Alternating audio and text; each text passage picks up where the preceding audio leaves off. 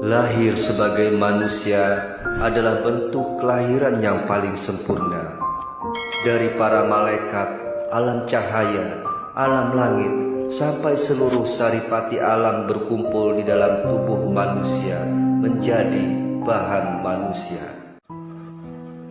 Assalamualaikum warahmatullahi wabarakatuh. Pemirsa, saya akan mengutip sebuah syair tentang kopi. Wahai orang-orang yang asik dalam cinta sejati dengannya, kopi membantuku mengusir kantuk.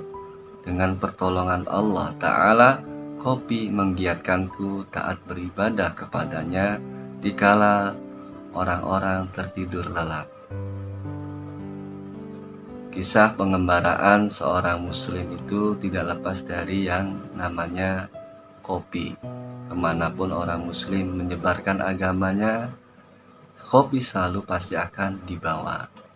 Namun sekarang, kopi bukan hanya minuman para ulama ataupun orang muslim saja. Minuman khas ini sudah dinikmati semua orang dari berbagai agama dan lapisan masyarakat. Nah, kopi merupakan salah satu komoditas di dunia yang dibudidayakan lebih dari 50 negara di dunia. Lalu, siapakah sebenarnya penumbuk kopi ini? Biji kopi ini ditemukan akhir abad ke-8 Hijriah di Yaman oleh Imam Abul Hasan Ali As-Sajili bin Umar bin Ibrahim, dan nasabnya itu bersambung hingga kepada sahabat Nabi bernama Khalid bin Asad bin Abil Is bin Umayyah al-Akbar.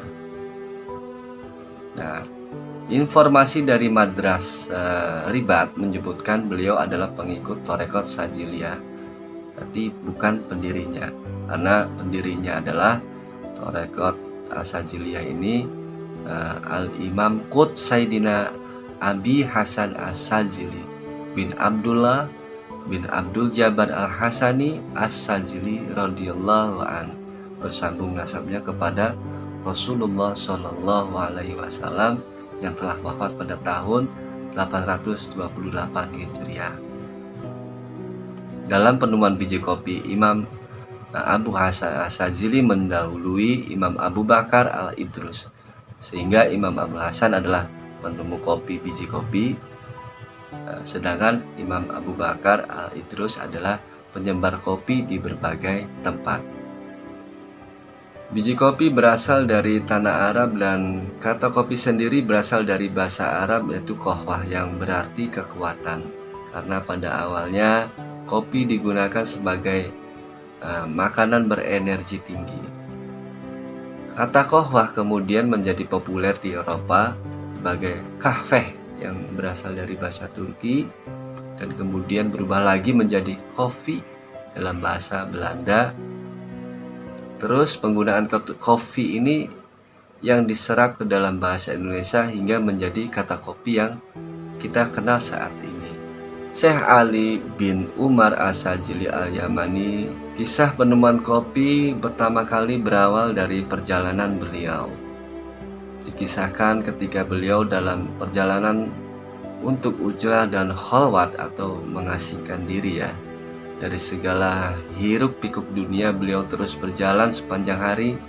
Saat malam hari datang beliau tiba di suatu daerah yang memiliki pepohonan yang lebat. Tempat itu juga dipenuhi dengan binatang buas dan liar. Maka Imam As-Sajili memutuskan untuk memanjat suatu pohon yang tinggi untuk menghindari serangan binatang buas. Ketika sampai di atas, beliau menemukan pohon dipenuhi dengan buah-buahan yang berupa biji-bijian. Lalu beliau memetik dan memakannya. Anehnya, setelah itu beliau tidak merasakan kantuk sama sekali sepanjang malam. Saat pagi menjelang, beliau mengambil kembali beberapa dari biji kopi tersebut untuk dimakan di dalam perjalanannya dengan tujuan untuk menghilangkan rasa kantuk. Ketika biji-biji itu mulai kering, beliau tidak langsung memakannya, melainkan memanggangnya terlebih dahulu di atas api.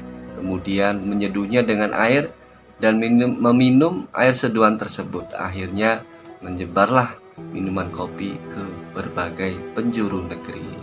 Setelah sekian lama minuman kopi dikenal di bumi Arab, terjadilah perbedaan pendapat di antara para ulama mengenai hukumnya. Beberapa ulama berpendapat tentang keharaman kopi dan sebagian mereka menghalalkannya. Perbedaan ini terus berlanjut hingga terjadi perdebatan serius antara ulama dan fitnah pun beredar di negeri Syam. Lantas hal itu dihentikan oleh Imam Najmuddin Al-Ghazi berkata dalam kitab Al-Kawakib As-Sa'irah fi A'yan Al-Mi'ah Al-Ashirah bahwa orang yang pertama kali menjadikan kebiasaan minum kopi sebagai minuman berkhasiat adalah Habib Abi Bakar bin Abdullah Al-Idrus, Shahibul Rotib Kubro Al-Idrus. Beliau membuat racikan kopi dari buah pohon bun. Para ahli sejarah menyebutkan abad ke-13 kopi menyebar ke Afrika Utara, negara-negara Mediterania dan India. Pada abad 14 dan 15, budaya minum kopi menyebar di Turki, Mesir, Syria, Persia. Sedangkan di Indonesia, sejarah kopi tidak lepas dari penjajahan Belanda, yaitu yang membudidayakan kopi di tanah Nusantara sekitar tahun 1696 sampai dengan 1706. Wallahu a'lam bishawab. Terima kasih, semoga informasi ini bermanfaat. Wassalamualaikum warahmatullahi wabarakatuh. Salam sapa santun dari